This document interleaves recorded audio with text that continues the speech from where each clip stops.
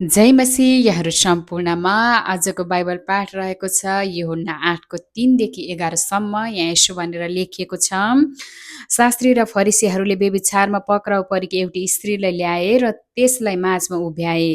तिनीहरूले उहाँलाई भने, गुरुज्यू, यो स्त्री व्यभिचारको कर्ममा पक्राउ परी। व्यवस्थामा मूसाले यस्तालाई ढुङ्गाले हान्ने हामीले आज्ञा दिएका छन्। तपाईँ यसको बारेमा के भन्नुहुन्छ? तर तिनीहरूले उहाँको जाँच गर्नलाई र उहाँमाथि अभियोग लाउन सकिन्छ कि भनी यसो भनेका थिए। येशूले निहुरेर भुइँमा औँलाले लेख्नुभयो। तर जब तिनीहरूले उहाँलाई सोधिनै रहे, तब उहाँले खडा भएर तिनीहरूलाई भन्नुभयो, तिमीहरूमा जो पाप रहित छ त्यसैले त्यस स्त्रीलाई पहिले ढुङ्गा हानोस्। अनि फेरि निहुरेर उहाँले भुइँमा औँलाले लेख्नुभयो। तर जब तिनीहरू यो सुने, तब ठुलादेखि सुरु गरी सानासम्म एक एक गरेर गए।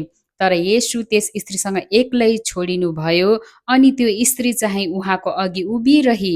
येशूले त्यस स्त्रीलाई हेरेर भन्नुभयो, ए नारी, तिनीहरू कहाँ गए? के कसैले तिमीलाई दण्ड दिएनन्? त्यसले भनी, प्रभु, कसैले दिएन। येशूले भन्नुभयो, म पनि तिमीलाई दण्ड दिन्न, जाऊ अनि फेरि पाप नगर।